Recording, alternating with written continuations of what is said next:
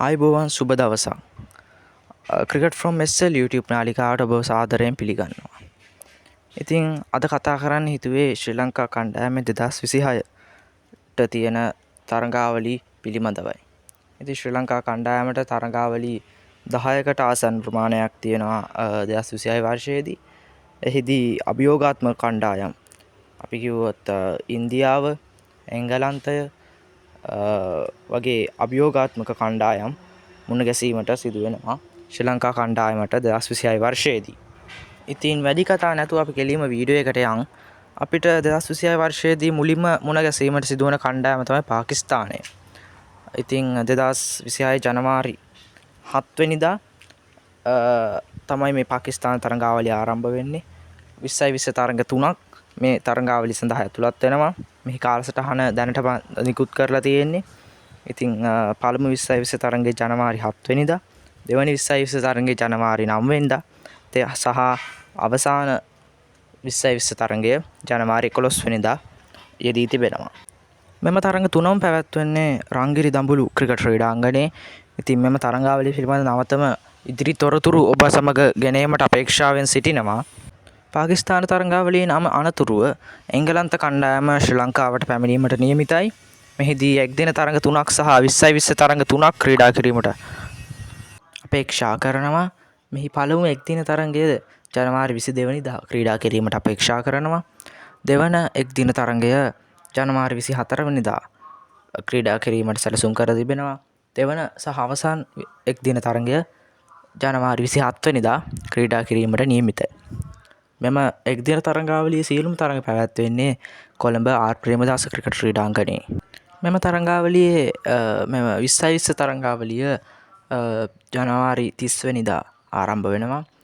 පළමු 2020 තරඟය ජනවාරි 30 වෙනිදා යෙදී තිබෙන්නේ.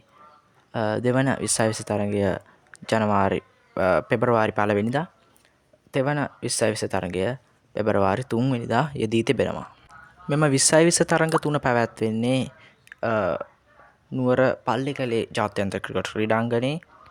මෙම තරඟාවලියෙන් අනතුරුව ශ්‍රී ලංකා ක්‍රිකට් කණ්ඩායමට වගේම සෑම කණ්ඩායමකටම තියෙන තරඟාවලිය තමයි 2020 ලෝක කුසලානය. ඉතින් මෙම 2020 ලෝක කුසලානය මෙවර ශ්‍රී ලංකාවේ සහ ඉන්දියාවේදී පැවැත්වෙන්නේ. ඉතින් මෙහි කාලසටහන් ශ්‍රී ලංකාව අයත් කාණ්ඩය මේ සෑම දෙයක්ම නිවේදනය කර තිබෙන්නේ. ඉතින් මේ පිළිබඳව වැඩිදුර යන්නේ ශ්‍රී ලංකා කණ්ඩායමේ තරඟ පිළිබඳවත් වැඩිදුර තොරතුරු ගැන වෙනම වීඩියෝයක් කරන්නම් මම. ඉතින් මෙහිදී ශ්‍රී ලංකාවට මූලික වටයේදී තරඟ 4ක් තිබෙනවා. අයර්ලන්තය, ඕමානය, ඕස්ට්‍රේලියාව සහ සිම්බාබ්වේ සමග. ඉතින් අයර්ලන්තය සහ සිම්බාබ්වේ සමග තරඟ දෙක තිබෙන්නේ කොළඹ ආර් ප්‍රේමදාස පිටියේ. ඕමානය සහ ඕස්ට්‍රේලියාව අතර තරඟ දෙක තිබෙන්නේ නුවර පල්ලේකැලේ ක්‍රීඩාංගණයේ. ඉතින් මෙහිදී ශ්‍රී ලංකාවට ලේසි කාණ්ඩයක්, තරමක ලේසි කාණ්ඩයක් තමයි මේදී ලැබිලා තියෙන්නේ. ඉතින් අපි කොහොම හරි උත්සාහ කරනවා සුපර් 8 වටේට යන්න. ඊට පස්සේ සෙමි ෆයිනල්ස් දක්වා ගිහලා කප් එක ගන්න. ඉතින් අපි අපේ කොල්ලොන්ට සුබ පතමු ඒක කරන්න පුළුවන් වෙන්න කියලා. ඉතින් මේ පිළිබඳව තව සවිස්තරාත්මක වීඩියෝවක් පස්සේ ගෙනෙන්න. ඊට මෙම ලෝක කුසලානයේ අනතුරු ශ්‍රී ලංකාවට තිබෙන්නේ ඇෆ්ගනිස්තානය සමග තරඟ 6ක්, 2020 තරඟ 3ක් සහ එක්දින තරඟ 3ක් මාර්තු මාසයේ 2026 වර්ෂයේ. ඉතින් මෙම තරඟාවලිය ඇෆ්ගනිස්තානයේ තමයි පැවැත්වීමට නියමිතව තියෙන්නේ. නමුත් ඔබ දන්න ඇෆ්ගනිස්තානයේ තරඟ පවත්වන්න බැහැ. ක්‍රීඩාංගන පහසුකම් නැහැ. ඒක නිසා අපි හිතනවා ඩුබායි හෝ අබුඩාබි වැනි ක්‍රීඩාංගන වල තියයි කියලා මෙම තරඟාවලිය. ඉතින් මෙම ඇෆ්ගනිස්තාන තරඟාවලියෙන් අනතුරුව ලෝකයේ ජාත්‍යන්තර ක්‍රිකට් මද කරන අතර වෙනවා. ඒ IPL තරඟාවලිය නිසා. මේ කාලේ ලෝකයේම අවධානය යොමු වෙන්නේ මේ IPL තරඟාවලියට. එම නිසා ශ්‍රී ලංකා කණ්ඩායමට මෙම මැයි සහ අප්‍රේල් මැයි කාලයේදී තරඟ නැහැ, ජාත්‍යන්තර තරඟ. ඉතින් මේ IPL තරඟාවලියෙන් අනතුරුව ශ්‍රී ලංකාවට පැවැත්වෙන නියමිත තරඟාවලිය තමයි පූර්ණ තරඟාවලියක් තියෙනවා වෙස්ට් ඉන්දීස් වල, බටහිර ඉන්දිය කෝදයු තූපත්වල. ඉතින් අපි වෙස්ට් ඉන්දීස් වලට ගිහිල්ලා තමයි මේ තරඟාවලිය ක්‍රීඩා කරන්න වෙන්නේ. ජූලි මාසවල තමයි මේ තරඟාවලිය පැවැත්වෙන්නේ. මේදී මම කිව්වා වගේ පූර්ණ තරඟාවලියක් තමයි ක්‍රීඩා කරන්නේ. ටෙස්ට් තරඟ 2ක්, එක්දින තරඟ 3ක් සහ 20 තරඟ 3ක් වශයෙන්. ඉතින් ශ්‍රී ලංකා ටෙස්ට් කණ්ඩායමට අවුරුද්දක පමණ කාලයකින් පසුව ලැබෙන පළමු ටෙස්ට් තරඟාවලිය තමයි මෙය.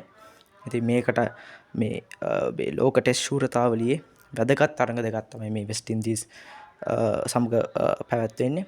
ඉතින් මේ වෙස්ට් ඉන්දීස් බටහිර ඉන්දිය කොදෙව්වන්ගේ මේ තරඟාවලින් අනතුරු ශ්‍රී ලංකාවට අගෝස්තු මාසයේදී පැවැත්වෙන්නේ ප්‍රබල ඉන්දිය කණ්ඩායම සමග ටෙස්ට් තරඟ 2ක්. ඒ ටෙස්ට් තරඟ 2 පැවැත්වෙන්නේ ශ්‍රී ලංකාවේදී.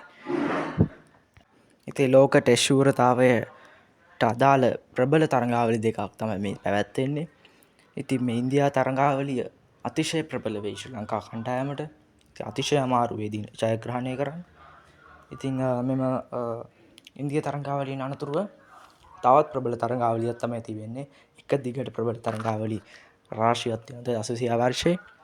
ඉතින් 2020 වර්ෂයේ සැප්තැම්බර් මාසයේ ශ්‍රී ලංකා කණ්ඩායමට යාමට නියමිතයි එංගලන්තයට. ඉතින් එහිදී 20 තරඟ 3ක් සහ එක්දින තරඟ 3ක් ක්‍රීඩා කිරීමට අපේක්ෂා කරනවා. ඉතින් ලේසි වෙන්නේ නැහැ ඉංග්ලන්ඩ් කන්ඩිෂන්ස් වලට ගිහිලා ගහන්න. ඉතින් මෙහිදී පළමු 20 තරඟයේ තියෙන්නේ සැප්තැම්බර් 15, දෙවැනි 20 තරඟය සැප්තැම්බර් 17 සහ අවසාන 20 තරඟය සැප්තැම්බර් 19 ආදී වශයෙන් තමයි තියෙන්නේ.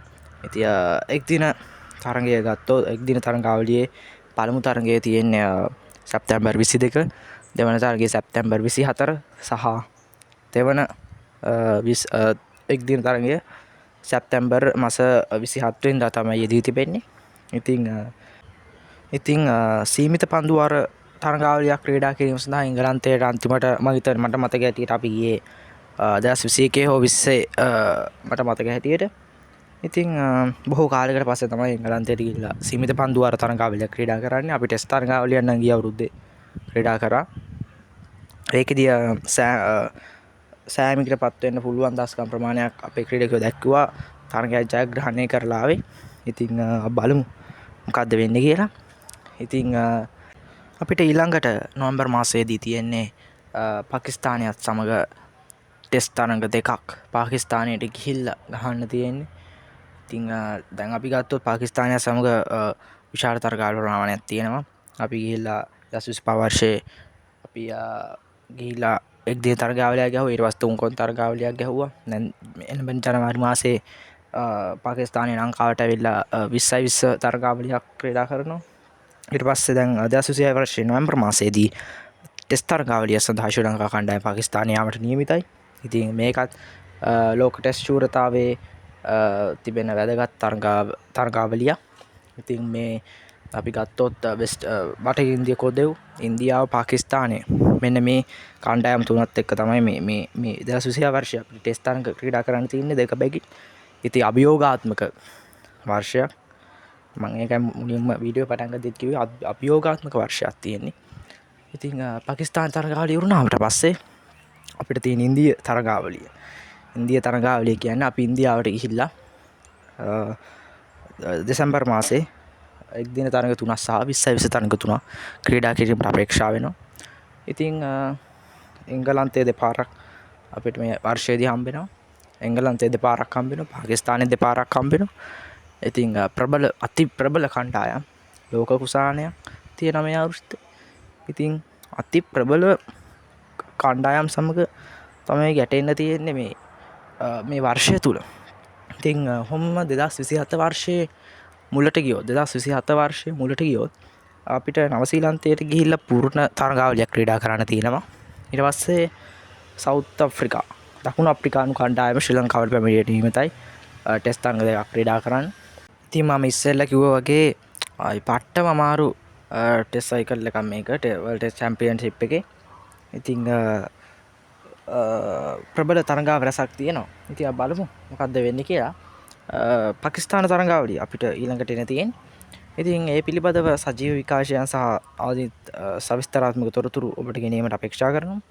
ඊට අමතරව ඉදිරි තරඟාවලි විශේෂයෙන් ලෝක කුසලානය පිළිබඳවත් නවතම තොරතුරු ගෙනීමට අපේක්ෂා කරනවා. ඉතින් මේ වගේ ක්‍රිකට් පිළිබඳ නවතම තොරතුරු දැනගැනීම සඳහා channel එක subscribe කරන්න.